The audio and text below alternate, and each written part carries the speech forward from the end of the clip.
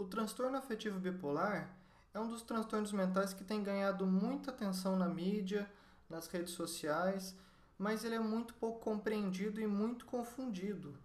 Nesse vídeo eu vou explicar o que é o transtorno bipolar, o que não é o transtorno bipolar, como que essa doença evolui e como que é feito o tratamento. Então, uma das coisas que a gente ouve com frequência sobre o transtorno bipolar é que quem é bipolar tem muitos altos e baixos, que cada hora a pessoa está de um jeito, que tem dupla personalidade, ou que são personalidades muito fortes, que são pessoas mais explosivas. E isso é totalmente errado. Isso não é o transtorno bipolar. Essas características são próprias do transtorno de personalidade emocionalmente instável ou transtorno de personalidade borderline. Isso não é o transtorno bipolar. O transtorno bipolar é um transtorno psiquiátrico em que acontece a alternância de episódios de depressão e episódios de mania. Na verdade, o que é importante para o bipolar mesmo é ter o episódio de mania ou de hipomania. E o que é o episódio maníaco? O que é o episódio de mania? É um período, um tempo em que a pessoa fica com um humor muito diferente do normal dela. É muito importante isso, que a pessoa não é desse jeito, isso não é o normal da pessoa, e ela fica muito, mas muito diferente. E esse humor dela, os sentimentos que ela vai tá sentindo, vão estar persistentemente elevados, expansivos, a pessoa fica muito mais alegre, mais feliz que o normal dela, ou muito mais irritada. E essa mudança fica quase o tempo todo, por no mínimo uma semana.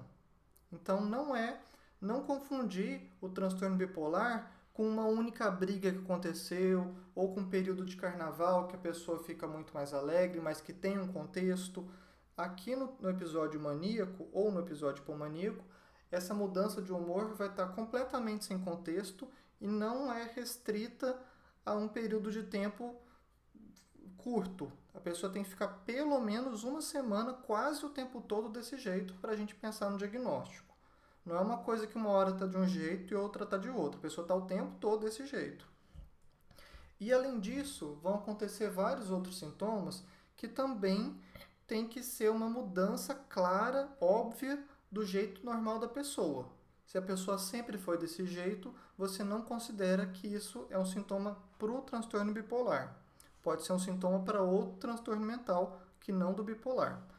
Por exemplo, autoestima inflada ou grandiosidade. A pessoa fica se achando o máximo, se acha muito importante, se acha muito especial. Pode chegar até mesmo ao ponto da pessoa ter uma autoestima delirante, da pessoa achar que é milionária, achar que tem poderes, achar que é capaz de controlar os outros, achar que é casada com alguém famoso, com alguém rico, achar que conhece vários políticos, quando nada disso acontece. A necessidade de sono, o tempo de sono é muito reduzido. Isso é diferente da insônia. No bipolar, a pessoa deixa de dormir as suas 7, 8 horas de sono normais e passa a dormir 4, 3 horas de sono, 2 horas de sono por noite, e isso é o suficiente para ela ficar descansada. Ela fica completamente descansada, cheia de energia, mesmo dormindo poucas horas por noite. Ela passa a falar numa quantidade muito maior que o normal dela. Algumas pessoas, inclusive, são tímidas e no episódio maníaco passam a ficar muito extrovertidas, a falar muito, falar rápido, falar num tom muito mais elevado, ficam se comunicando com um monte de pessoas, às vezes abordam pessoas desconhecidas no meio da rua para começar a conversar, está sentado esperando alguma coisa, já começa a puxar papo com todo mundo em volta. E isso não é o jeito normal daquela pessoa. Pode acontecer uma coisa que chama fuga de ideias, que é quando o pensamento está tão acelerado que a pessoa troca de assunto de um para o outro tão rápido que você nem consegue acompanhar. A pessoa sente que o pensamento está muito rápido ou então de que todo mundo está lento, menos ela. Estando com o pensamento tão rápido, com tanta energia desse jeito, é difícil se concentrar em uma coisa. Então a pessoa fica muito distraída, ela muda de assunto, muda de atividade de uma para outra com uma velocidade grande. Pode acontecer um aumento de atividade dirigida a concluir algum tipo de objetivo. Então a pessoa de repente decide de que vai arrumar toda a casa, de que vai arrumar o bairro dela, de que vai arrumar a rua, de que vai ser prefeita da cidade, ou então de que vai conseguir se formar em várias profissões. A pessoa pode fazer muitos planos muito irrealistas e tentar ir atrás desses planos mesmo. E também acontece da pessoa ficar muito agitada, dela não parar quieta, fica o tempo todo querendo fazer alguma coisa, não consegue ficar sossegada por mais do que alguns minutos. Pode acontecer um envolvimento excessivo em atividades prazerosas com alto potencial de consequências lesivas. Por exemplo, a pessoa não é desse jeito e passa a ter muito sexo promíscuo, desprotegido, passa a beber álcool em excesso, passa a fumar, passa a se envolver com drogas, passa a gastar muito dinheiro. O gasto de dinheiro pode ser incrivelmente excessivo, às vezes a pessoa acaba completamente com as contas da casa, se endivida com vários cartões em várias lojas. E podem ocorrer sintomas psicóticos. Eu dei o exemplo dos delírios, em que a pessoa pode acreditar que tem algum poder especial, a pessoa pode acreditar que é enviada de Deus, que ela tem capacidade de ler a mente das outras pessoas, que tem capacidade de curar os outros, que consegue voar, que é muito forte. E podem acontecer também alucinações, em que a pessoa escuta coisas que não existem, enxerga coisas que não existem.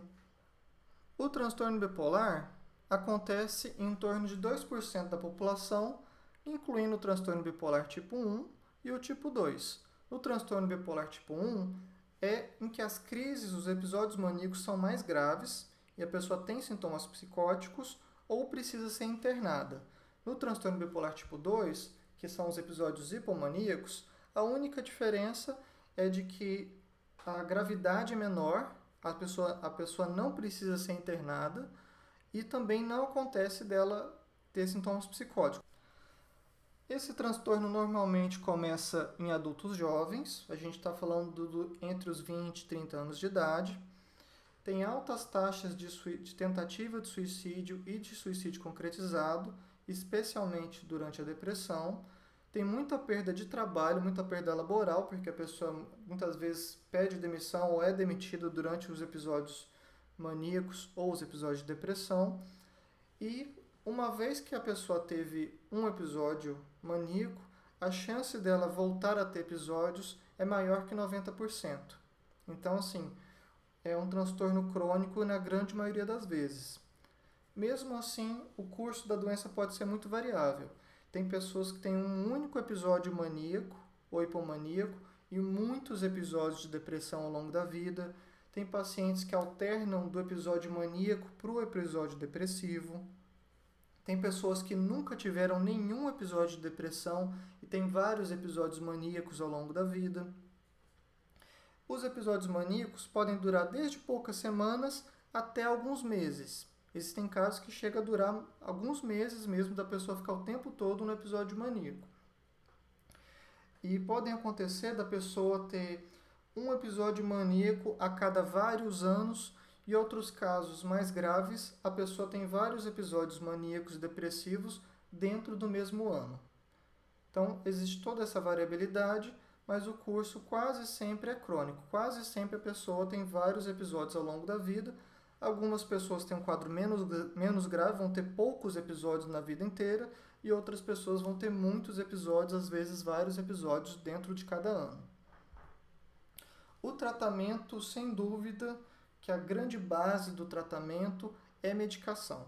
Não é possível controlar, estabilizar uma pessoa que tem transtorno bipolar sem medicação. Medicação é obrigatório em 100% dos casos, sem exceção nenhuma. E os medicamentos que se usam são principalmente os estabilizadores de humor, como lítio, ácido valproico, carbamazepina, lamotrigina e alguns antipsicóticos, como risperidona, quetiapina, olanzapina, aripiprazol. É muito comum precisar fazer combinação de medicações, da pessoa ter que usar mais de um medicamento, 2, 3 medicamentos ao mesmo tempo para conseguir atingir uma estabilidade. E o tratamento medicamentoso no bipolar é muito complexo. Existem medicamentos de primeira escolha, segunda e terceira escolha para o episódio maníaco, primeira, segunda e terceira escolha diferentes para o episódio depressivo, para a prevenção dos episódios maníacos e para a prevenção dos episódios depressivos. Então, o bipolar tem que ser tratado por especialista, tem que ser tratado por psiquiatra e não por médico de outras áreas, por causa que é muito complexo o tratamento medicamentoso. E além disso, a medicação ela não é usada só durante as crises de mania e durante as crises de depressão. A pessoa tem que fazer o uso contínuo de algumas medicações para prevenir, para evitar que ela volte a ter novas crises. Ainda que o principal tratamento seja medicamentoso, a terapia com certeza é muito bem-vinda. Ela ajuda muito a pessoa a aceitar a doença, aceitar o tratamento medicamentoso. Ela pode ajudar principalmente nos episódios de depressão, dá um sentido, dá um significado para tudo que acontece com ela. Então, a terapia é muito bem-vinda, mas ela não pode ser feita isoladamente. E a psicoeducação, explicar sobre o transtorno é muito importante, por causa que muita gente que tem transtorno bipolar é muito resistente a fazer tratamento. A pessoa fora é tratada muitas vezes à força durante a crise e fora da crise, não, eu já estou bem, não preciso disso não, eu vou me controlar. A pessoa acha que consegue se controlar com a força de vontade. E no transtorno bipolar isso realmente não é possível. Quer saber mais sobre o transtorno bipolar? Podem ficar muito à vontade para perguntar e a gente se vê no próximo vídeo.